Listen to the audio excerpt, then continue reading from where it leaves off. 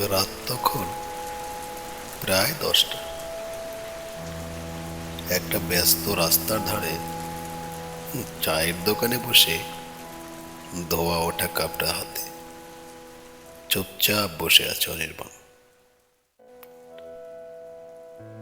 তার চোখের সামনে দিয়ে গাড়ি, মানুষ সব ছুটে যাচ্ছে, কিন্তু সে যেন অন্য কোথাও চলে গেছে। অতীতের স্মৃতির গভীরে হারিয়ে গিয়েছে সে। অনির্বাণের চোখে আজও সেই মুখটা স্পষ্ট ভেসে ওঠে। তিতির বড়লোকের মেয়ে, আর সে একটা সাধারণ পরিবারের ছেলে। ছোটবেলা থেকেই ওদের আলাপ, কিন্তু বন্ধুত্বটা কখন যে একতরফা ভালোবাসার রূপ নিয়েছিল তা অনির্বাণ নিজেও জানে না।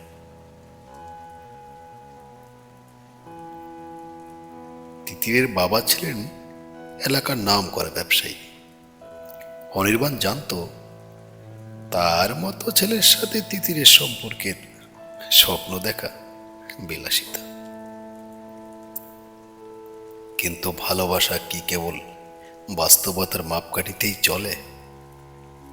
তিতির তখন খিলখিল করে হাসত। অনির্বাণ তখন চুপচাপ তাকিয়ে থাকত। যখন তিতির ছোটখাটো অভিমান করত, অনির্বাণ পৃথিবীর সব কিছু ভুলে গিয়ে তাকে হাসানোর চেষ্টা করত। কিন্তু তিতির কখনো বুঝল না এই সাধারণ ছেলেটি তাকে কতটা ভালোবাসে। একদিন হঠাৎ করেই খবর এলো তিতিরের বিয়ে ঠিক হয়ে গেছে এক নাম করা ব্যবসায়ীর ছেলের সঙ্গে। অনির্বাণ হাসিমুখে অভিনন্দনও জানিয়েছিল, কিন্তু একা হলে তার বুক ফেটে কান্না বেরিয়ে আসতো। তবুও কিচ্ছু বলতে পারেনি। তিতির চলে গেল, সময়ও এগিয়ে চলল। অবশেষে আবার দেখা। আজ 6 বছর পর অনির্বাণ চায়ের দোকানে বসে আছে। হঠাৎ তার চোখ আটকে গেল একটা চেনা মুখে। সামনে রাস্তায় দাঁড়িয়ে থাকা সেই মেয়েটি আর কেউ নয়, তারই ভালোবাসার তিতির। কিন্তু পাশে ছোট্ট একটা ছেলেও দাঁড়িয়ে আছে। অনির্বাণের বুকটা ধক করে উঠল। ছেলেটা কি তাহলে তিতিরেরই সন্তান? তিতিরও অনির্বাণকে দেখে থমকে গেল। কিছুক্ষণ এক দৃষ্টিতে তাকিয়ে থেকে ধীরে ধীরে এগিয়ে এলো। অনির্বাণ, তিতির। মৃদু হাসল দুজন। তারপর নিস্তব্ধ নীরবতা। অনির্বাণ চোখের কোনায় খেয়াল করল তিতিরের সেই চিরচেনা উজ্জ্বল হাসিটা আর নেই। তার চোখের তলায় কালি, মুখে এক ধরনের বিষাদময় ক্লান্তি। কেমন আছিস? অনির্বাণ বলল। তিতির একটু মাথা নিচু করল, তারপর এক নিঃশ্বাসে বলে উঠল,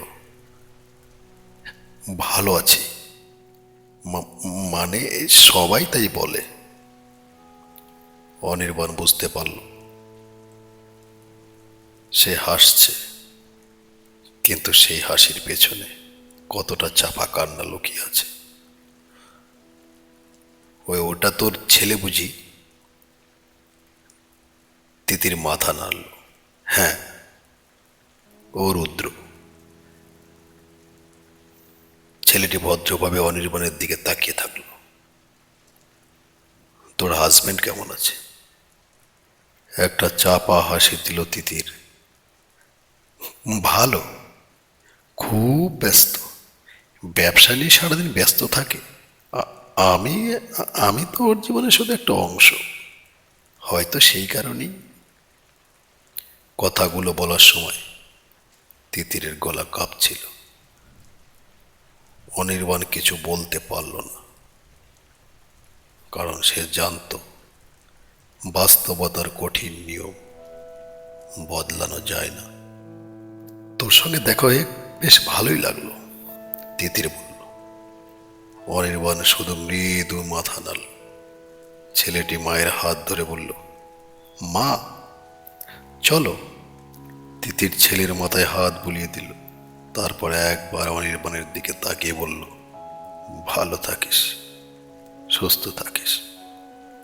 অনির্বাণ শুধু হাসল, কিচ্ছু বলল না।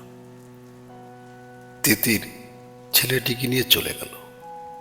রাস্তার আলোয় তার ছায়া মিলিয়ে গেল জনতার ভিড়ে। অনির্বাণ চুপচাপ দাঁড়িয়ে থাকলো, বুকের ভেতর হাহাকার। বাতাসে শীতের পরশ ছিল, কিন্তু অনির্বাণের চোখে তখনও কুয়াশার মতো এক ফোঁটা জল চিক চিক করছিল।